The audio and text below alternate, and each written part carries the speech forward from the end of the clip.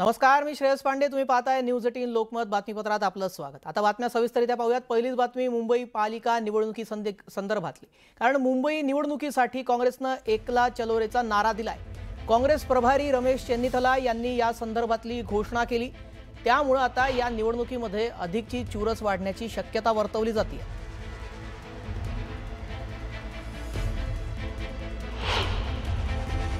मुंबई महानगर पालिका के चुनाव में कांग्रेस पार्टी अकेले लड़ेंगे। 227 सीटों में लड़ेंगे।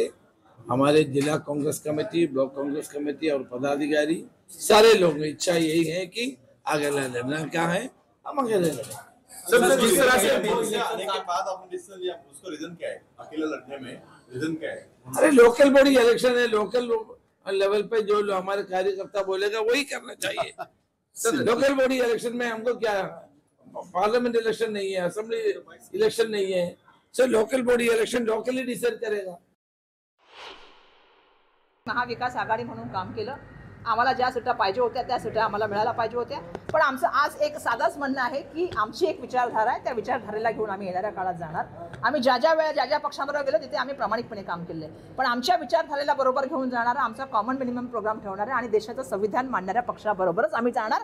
कायदा सुव्यवस्थेला जी लोक मानतात, आम्ही देशाच्या संविधानाला मानतो, त्या लोकांवर आम्ही करू. त्यांचा जो निर्णय असेल तो शिवसेना पक्षाने त्यांचा कानून असं कधीच सांगत नाही किंवा कायदा असं कधीच सांगत नाही की तुम्ही तो कायदा हातामध्ये घेऊन कोणाला मारा. कायदा हे सांगतो की तुम्ही तुमची लढाई लढण्याचं काम करा. संविधानिक वेगवेगळे हत्यारे आहेत, तुम्ही त्याचा वापर करू शकता. संविधानाने प्रत्येक गोष्ट दिली आहे तुम्हाला, वेगवेगळे प्लॅटफॉर्म दिलेले आहेत, त्याच्या माध्यमातून तुम्ही तुमचा आवाज करू शकता, तुम्ही तुमचे मत मांडू शकता. पण तुम्हाला हा अधिकार संविधानाने दिला नाही की तुम्ही कायद्याच्या राज्यामध्ये राहायचा आणि कायदा हातामध्ये घ्यायचा. त्यामुळे या मताशी आम्ही बिलकुल सहमत नाहीये की कोणाला मारलं पाहिजे किंवा तोडलं पाहिजे किंवा जसं मी मगाशी म्हटलं की तुमची ताकद तुम्ही, त्यापेक्षा आम्ही कायद्यानुसार भांडू.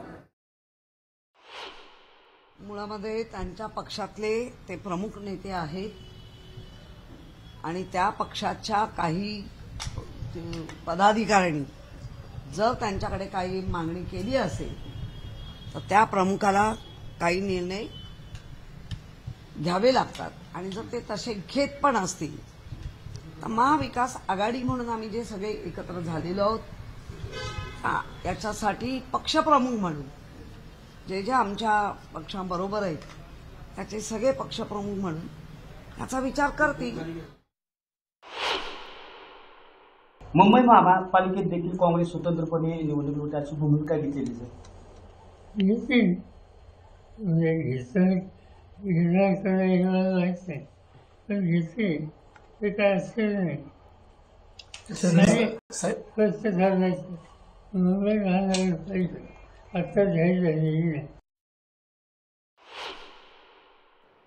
विरोधी पक्ष एकत्रित लढतोय का स्वतंत्र लढतोय यापेक्षा मुंबईच्या जनतेचा महायुतीवर विश्वास आहे.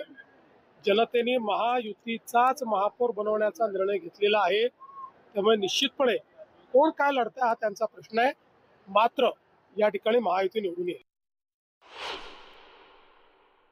मला वाटतं त्यांच्या पहिलं बाहुत बळ राहिलं का चेक करावं. परंतु ठीक आहे, खोटा आत्मविश्वास का होईना घेऊन ते आत्मचिंतन करतायत हेही नसे थोडके, परंतु आत्मचिंतन करून अंमलबजावणी व्हायला पाहिजे. रडीचा डाव खेळू नये. आता आत्मचिंतनात पुन्हा वोटचोरीचा आपण परत हे करूया, पुन्हा आपण खोटं काय नॅरेटिव्ह सेट करूया, अशा प्रकारचे रडत बसलात तर तुम्ही सतत पडत बसणार, हरत बसणार.